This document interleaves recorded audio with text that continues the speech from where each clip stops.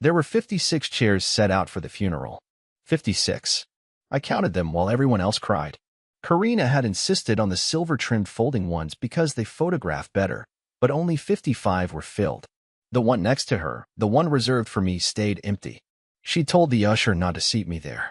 She said it would make things complicated. Complicated.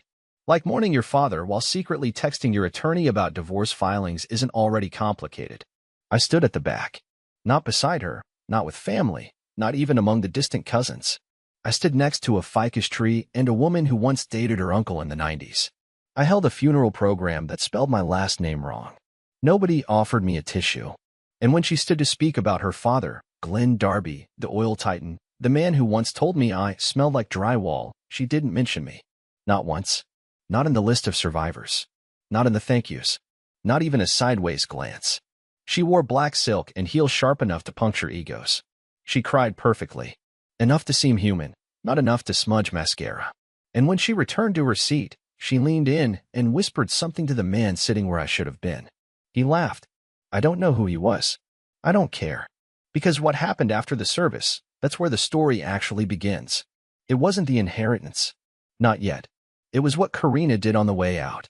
She dropped her handkerchief. Deliberately. Right in front of me. I bent to pick it up, like an idiot, and that's when I saw it. The folded corner of a document in her clutch. I saw my name, in bold, next to a case number. And that's when I realized something brutal. She had filed the divorce before the funeral, before the flowers, before the eulogy, before she cried over a man who hated me and pretended she still loved me. And 2 days later, she would inherit $250 million. And 2 days after that, she would walk into our house, hand me a plain white envelope, and say, Wendell, I'm choosing myself. But the will? Oh, the will had other plans. Plans that Karina didn't see coming. Plans that made her turn pale in a room full of mahogany furniture and legal threats. Plans that, for the first time in years, made me madder. I didn't sleep the night before the reading. Not a minute. I lay on the pull-out couch in my cousin's basement, listening to the pipes clank and hum, wondering if I should even show up. What would be the point? Karina had already taken everything, not just the marriage, but the dignity I once had standing beside her. When a woman leaves you before the flowers on her father's grave even wilt, you stop expecting fairness from the world. But that document, that single flash of bold text with my name on it, it gnawed at me like a hangnail you can't stop picking. Why would Glenn Darby, a man who used to refer to me as the lawn ornament, include me in anything? The estate was located on a private hill in Hampton Chase, surrounded by wrought iron gates and whispers.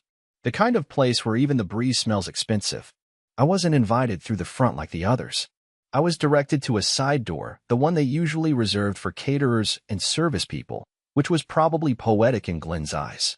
A small group had gathered in the study, deep leather chairs, animal heads on the wall, and a grandfather clock that had probably ticked through 3 world wars.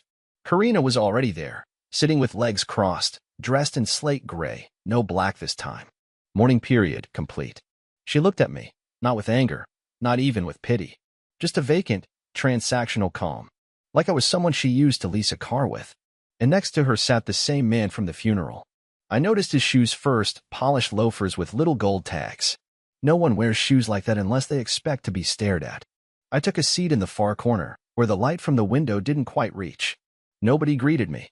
Not even the lawyer, who shuffled in holding a thick manila envelope like it contained nuclear codes. He cleared his throat and began. As the legal representative of the late Mr. Glenn Darby, I will now read his final instructions, witnessed, notarized, and recorded 2 months before his passing. 2 months. That hit me like a brick. Glenn had updated the will recently. Very recently. Before the heart attack, after his last family retreat. I remembered Karina going on that trip alone. You'd be bored anyway, she told me, tossing sunscreen in her suitcase. At the time, I believed her. Now, I wasn't so sure. The lawyer began listing assets. Properties in Rhode Island. An apartment in Paris. 3 vehicles worth more than my childhood home. Art pieces by names I couldn't pronounce. Each line of the document felt like someone else's fantasy life. Then came the distribution. To my daughter, Karina Elise Darby. She tilted her head slightly, like a queen awaiting her crown. I leave the sum of $1 million to be managed by the family trust under the oversight of Mr. Bradley Vaughn. Karina blinked. Just once. The lawyer didn't flinch. She cleared her throat and asked, "Did you mean 100 million?" The room went silent. The kind of silence that thickens the air. The lawyer adjusted his glasses. "No, 1 million. The remainder of Mr. Darby's estate will be transferred to another beneficiary, as outlined in this letter." Then he opened a sealed envelope hand-addressed. He pulled out a single-page letter and began to read, Glenn's voice echoing from the paper. "If you're hearing this, Karina, I'm likely gone. I've watched you change. Not over years, but in weeks. You stopped visiting unless there was a camera involved. You brought that man, the one you thought I didn't notice, into my home and laughed behind my back. I am not a fool. You loved your inheritance more than your father. And so, my money will not be your reward." Karina's mouth opened slightly. No sound came out. Not even a gasp. The lawyer continued, his voice flat. "To the man who married my daughter despite knowing she would one day despise him, to the man who tolerated my cruelty with dignity, and who stayed even when he should have left, Wendell Thomas Carr. I leave the remainder of my estate. I swear, time broke in that moment. I felt my lungs forget how to breathe." Karina looked at me like I had grown antlers. The man next to her stood up, as if the chair had suddenly become dangerous. I didn't know what to say. I didn't want this. I just wanted my marriage. I wanted my cat. I wanted my Sunday mornings back. But none of that mattered, because I was now the legal heir to a $250 million empire, and the woman who left me was staring at the floor like it had betrayed her too. I left the room before they finished the paperwork. I needed air. I needed distance. I needed to scream and laugh and vomit all at once. She ran after me. I heard her heels scrape the marble tiles, faster than I'd seen her move in years. "Wendell," she called out. But I kept walking. Down the driveway. Past the fountain. Through the gates. Because for the first time in my life, I wasn't the one being left behind.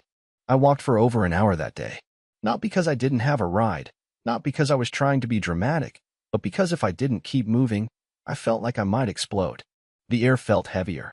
Even the trees lining that estate road looked like they were leaning in, whispering things behind my back. I didn't want the money. I wanted a time machine. I wanted to go back 6 months and shake myself until I noticed all the signs I had ignored. I wanted to go back before Karina started disappearing into her phone, before she started wearing new perfume and saying things like, "You wouldn't understand the world I come from." When I finally made it back to my cousin's place, I sat on the edge of the pull-out couch, still wearing the same wrinkled shirt from the reading, staring at a plastic plant in the corner. My cousin's kid was watching some cartoon where animals flew planes. I could barely hear it.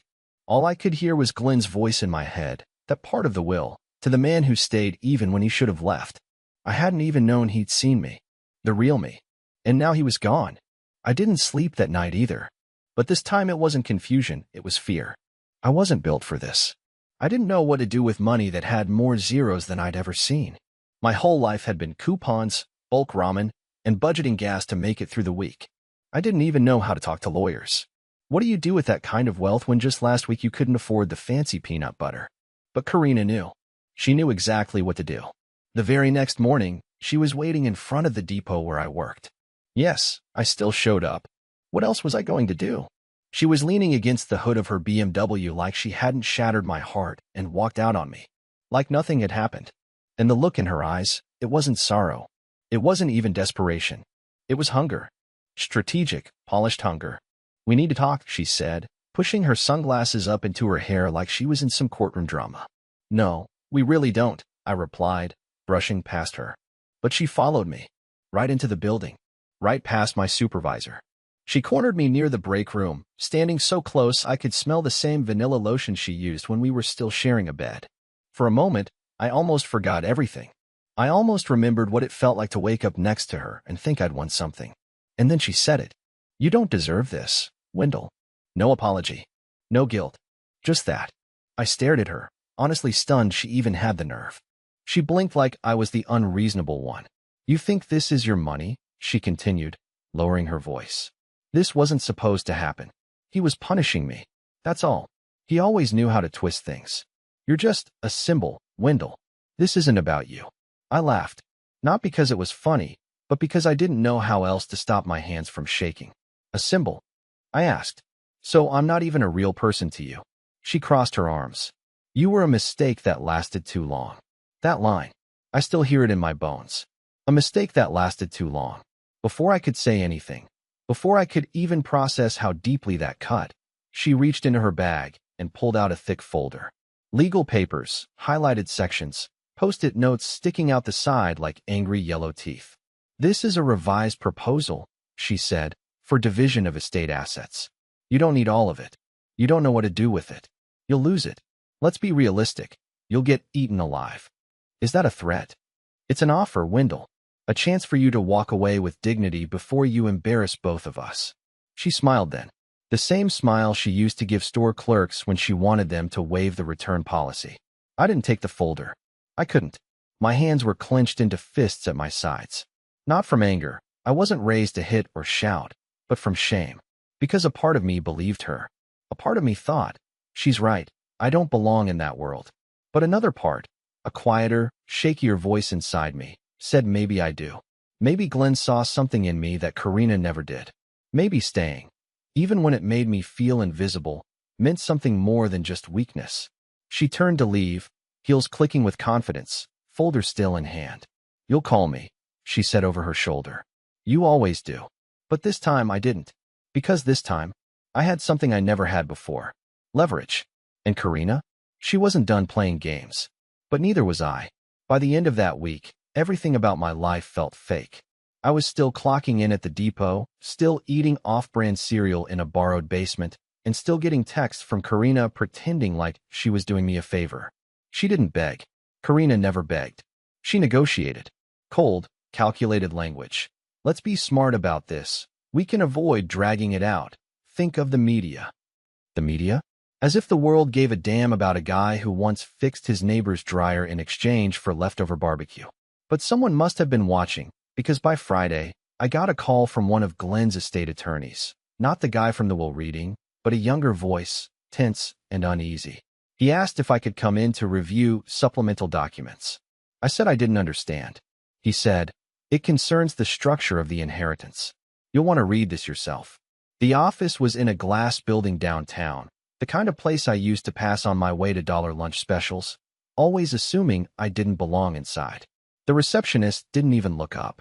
I sat on a leather couch that cost more than my first car, sweating through my shirt and trying not to touch anything. When I got into the conference room, they handed me a sealed folder and stepped out, giving me privacy. I opened it slowly. My name was on the first page, in bold. I skimmed the lines, barely processing most of the legal jargon, until I reached the section labeled Addendum, Conditions of Inheritance. It turns out Glenn wasn't just bitter. He was brilliantly cruel in the most precise, theatrical way. His money didn't just come to me. It came with instructions. A chunk of the estate, nearly 40%, was placed in a time-locked trust under my name. But here's the twist. That portion wouldn't activate unless I remained divorced from Karina for at least 18 consecutive months. If I re-entered a relationship with her, married or not, I'd forfeit that entire portion to, get this, a wildlife sanctuary for abandoned dogs. I read the paragraph 3 times, each time with a louder gasp. Glenn had literally designed a clause that punished me if I ever took her back. It wasn't just money. It was a trap, a loyalty test from beyond the grave. And he'd included a note, handwritten, scanned, attached to the final page. "Wendell, if you're tempted to return to the cage, remember, you were never the pet. She only knew how to feed you. Don't let her leash you again. GD." It was both infuriating and oddly poetic. The man who once mocked me for folding his daughter's laundry now posthumously declared me worthy of freedom and fortune. All I had to do was stay away from her. I should have felt grateful, relieved, even. But instead, I felt sick. Because Karina had come back. She was trying to reel me in again. And now it wasn't just about betrayal or heartbreak. It was about manipulation, strategy, control. She hadn't changed. She was just cornered. That night, I didn't answer her call. She left a voicemail. I didn't play it. The next morning, I found her sitting in front of my cousin's house. Again. Same car. Same coat. But this time, no folder. Just her, with red eyes and messy hair, looking almost human. "I just want to talk," she said. "You always do." She looked down at her hands, then back up. "You've read the documents, haven't you?" I didn't reply. Her jaw tightened. "It's humiliating, Wendell. What he did to me. To us. That clause? That clause is a joke. It's disgusting. He's laughing at us from the grave.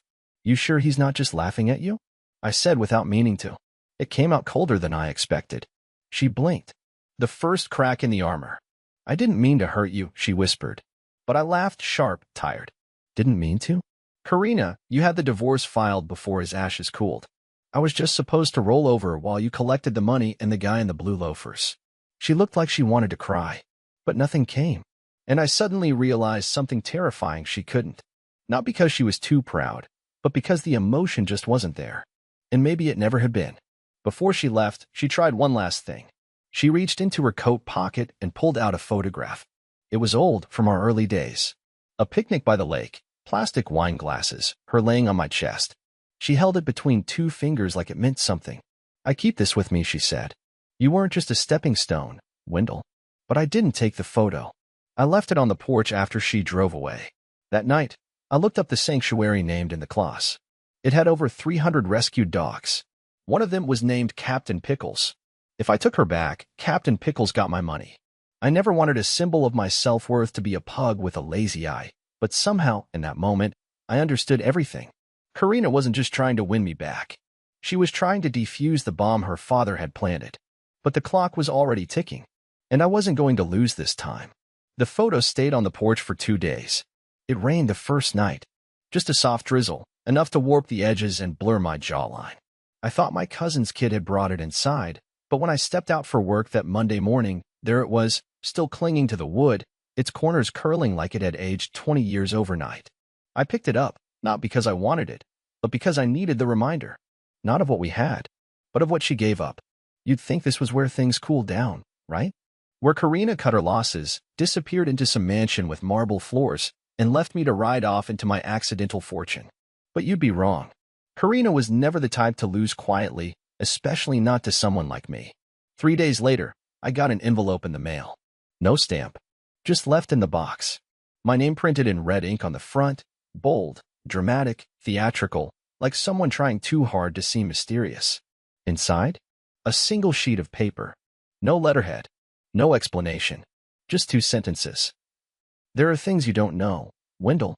You should be careful who you trust with Glenn's secrets. No signature. At first, I thought it was a prank. Then I thought maybe it was Karina playing some mind game, trying to shake my grip loose on the inheritance. But the more I stared at it, the more I realized it wasn't her tone. Karina didn't warn, she demanded. That night, I sat up going through every folder, email, document the lawyer had given me. I hadn't touched most of it. Honestly, I was still overwhelmed by the sheer volume of financial jargon. But now I dug in, looking for something, anything, that would explain the message. And I found it. Not on official letterhead. Not buried in legal language. It was tucked in the back of a sealed envelope labeled Miscellaneous Correspondence. Inside were a handful of printed emails from Glenn's private server. Most were nothing, notes to his assistant, instructions for the staff, but one thread caught my attention. The subject line read, Karina's request, urgency noted. I opened it. It was from someone named A. Whitley. The email was short, almost sterile. We've reviewed the request. Document destruction would require written sign-off from all trustees per the original agreement. At this time, only one signature has been received. We will not proceed without the second. I didn't understand at first. Document destruction? Trustees?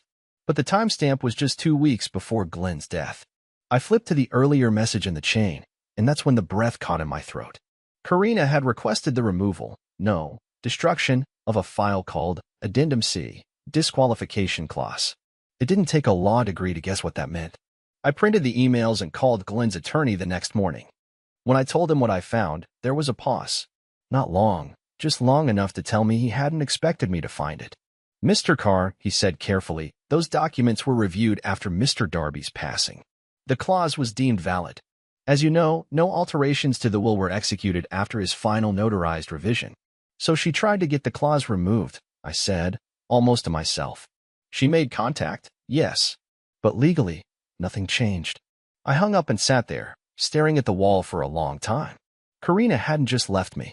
She'd known about the clause. She'd known what her father had done. And she tried to erase it before he died. That photo she dropped off? The visit to my job? The sudden soft voice? The nostalgia? The fake tears? It wasn't just manipulation, it was damage control. That night, I got another voicemail from her. She didn't know I'd found the emails yet, but her voice was tighter now, controlled, but thinner. She was losing ground, and she knew it. Wendell, please. I know this has been ugly, but you and I both know he did this to hurt me. You're just a placeholder. I'm the one who had to live under his rules my whole life. I deserve a piece of it. You can't actually want to punish me like this. I listened to it twice. Then I saved it.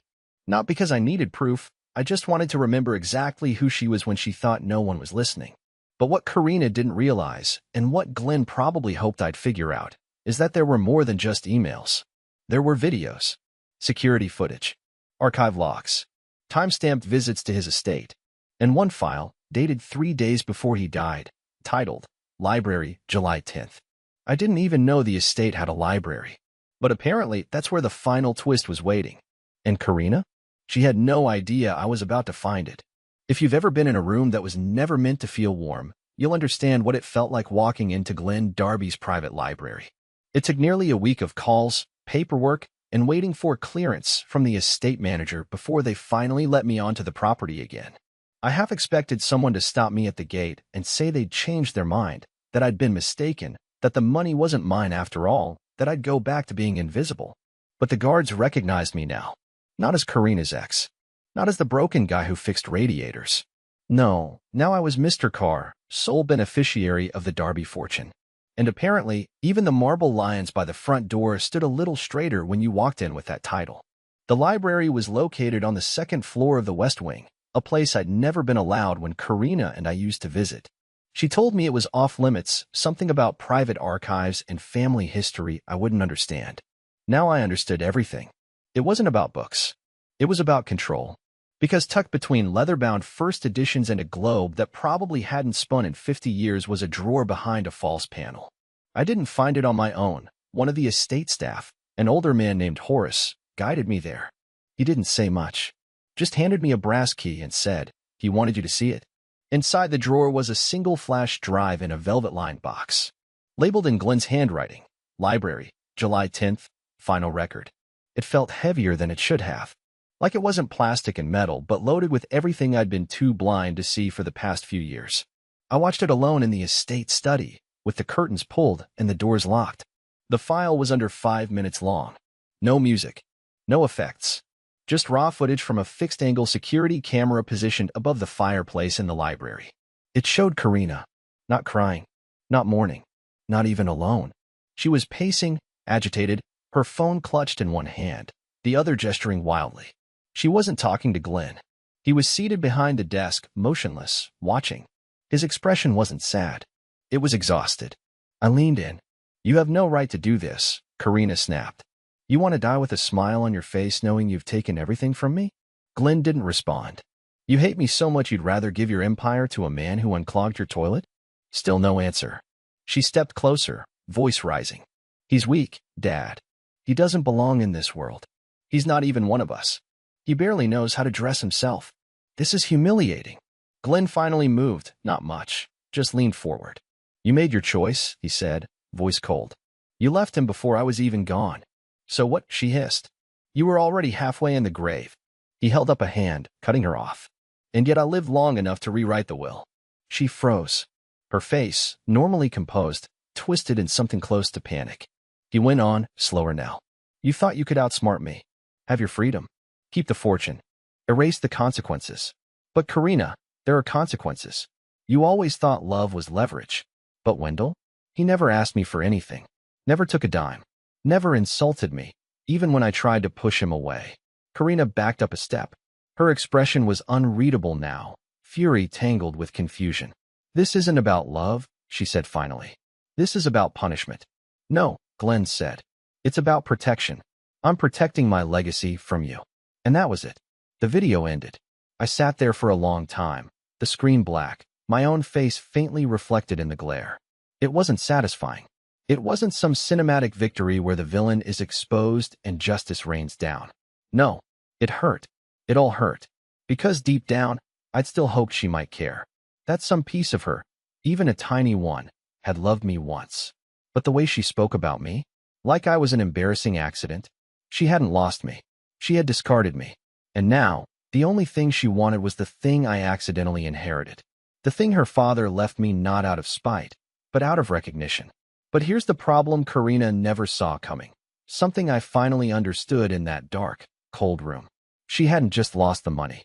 She'd lost the one person who might have defended her. Because there was something else in the file folders I hadn't noticed before, tucked behind the legal documents, behind the emails and property deeds. A medical report, a sealed envelope marked private to be read after death. And inside, a final instruction from Glenn. One that didn't just disqualify Karina from the inheritance. It hinted that she may have done more than just manipulate and lie.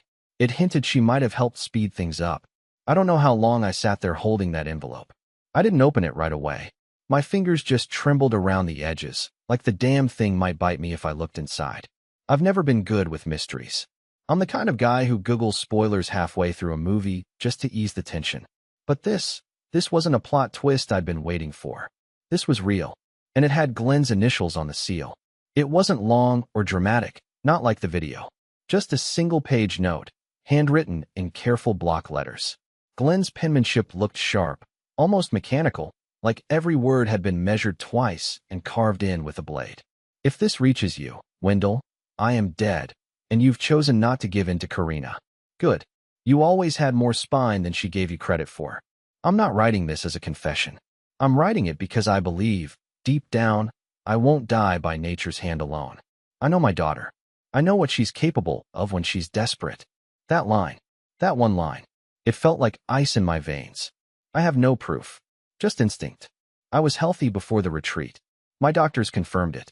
But after the weekend she visited, something changed. Chest pains, dizzy spells. She offered me a new tea she said was part of a cleanse. I never drank it again after I threw up the first night. Still, I told no one. What kind of father suspects his own daughter of trying to finish the inheritance early? But Wendell, if you're reading this, and I didn't go peacefully, promise me one thing. Don't let her walk away untouched. I set the paper down and stared at the grain in the desk for a long time. This wasn't an accusation. Not legally. Not officially. Just a suspicion. A whisper from a man who'd spent a lifetime calculating people. I wanted to tell myself it was paranoia, that Glenn, for all his brilliance, had let grief distort his judgment.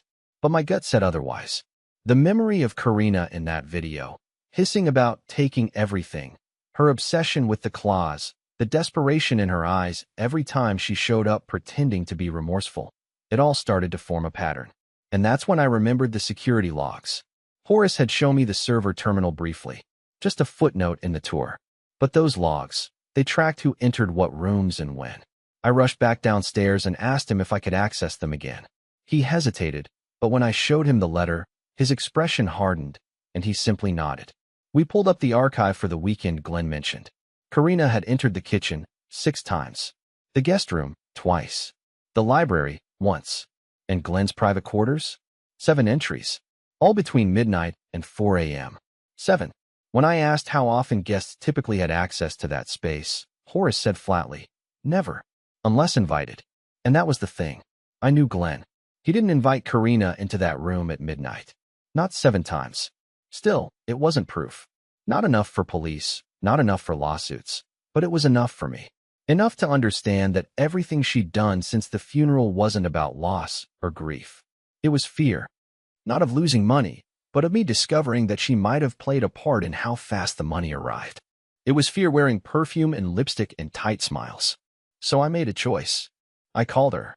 She picked up on the first ring, breathless, like she'd been staring at the phone for hours. Wendell, I found the footage, I said. The one from the library. And the letter. There was silence. I let it sit. Then, softly, she said, you're not supposed to have that. No, I said, I'm not. Just like you weren't supposed to be in his room 7 times after midnight. She exhaled sharply. You don't know what you're saying. I know exactly what I'm saying. And so do you. Another pause. Then, carefully, with that same twisted control she always used when she was cornered, she asked, what do you want? It was the first time she didn't pretend to be innocent. And in that moment, I realized something. Karina didn't believe in guilt. Her shame. Her family. She believed in leverage. So I gave her none. Nothing, I said. I want nothing from you. And I'm going to give you nothing back. No money. No silence. No protection. You're going to spend the next year wondering if I'll go to the police. You'll keep your hair perfect and your smiles polished, but you'll always flinch when a doorbell rings. Her voice broke then. For real. Wendell. But I hung up. I'd never felt stronger in my entire life. And I wasn't done. Because Glenn didn't just give me an inheritance. He gave me a sword. I never planned to become a millionaire. I never imagined I'd be standing in a courtroom 6 months after my wife left me, listening to lawyers argue about tea bags, security logs, and inheritance clauses. I certainly never thought I'd be the one standing still while Karina, always so composed, so perfect, finally fell apart in front of a judge, a jury, and a gallery of silent onlookers. But life, as Glenn would say, has an exquisite taste for irony. I didn't go to the police right away after that call. I took my time, did what Karina never expected me to do. I moved carefully. I let her think I was bluffing. I let her panic quietly in her glass condo with her wine and her spreadsheets. And while she watched the phone like a grenade with a twitchy pin, I started building a case. I hired Glenn's own private investigator, a man who'd worked for the Darby family for years. Turns out he already had suspicions about Karina. He compiled notes, dates, pharmacy receipts, financial transfers. There was a trail, faint but undeniable, showing that Karina had purchased certain compounds from a boutique wellness shop known for cleansing powders. The same ones Glenn had consumed, and then suddenly stopped. Once we turned it over to the estate attorneys, the machine came to life. Quietly, quickly. Karina was served with formal accusations of attempted tampering with a trust, destruction of protected legal documents, and will interference. It didn't go to criminal court. We weren't trying to convict her. But it did go to civil court.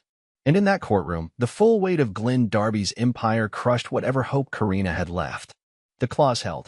She walked in thinking she could challenge it. She walked out with nothing. Not a dime. The judge honored the structure of the trust, the addendum, the footage, and even Glenn's handwritten statement. Karina's remaining stake was frozen, then legally redirected, not to me, but to a series of charities Glenn had named as alternates in case of moral compromise within the family. She tried to fight it. She appealed twice. But each time, the court sided with the evidence. With the old man's voice from the grave. With the broken husband who had stayed quiet long enough. And me? I didn't run out and buy a yacht. I didn't move to Paris or hire a chef.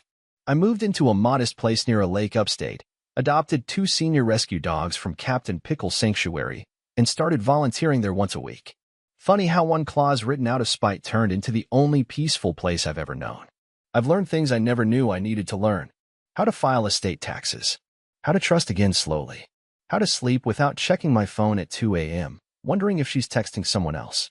People ask me if I'm angry, if I still miss her. And the truth is, I don't know. I don't miss the lies. I don't miss the weight of her expectations. But sometimes, I miss who I thought she was. That version of Karina I used to imagine still loved me somewhere beneath all the ambition and contempt. But missing a ghost isn't the same as wanting it back. Not long ago, I got a letter, handwritten, messy, and unsigned. No return address. Just one sentence inside. You ruined everything. I didn't keep it. I let the dogs chew it up. Because she's wrong. I didn't ruin everything. I saved what was left of me. And that was worth far more than $250 million.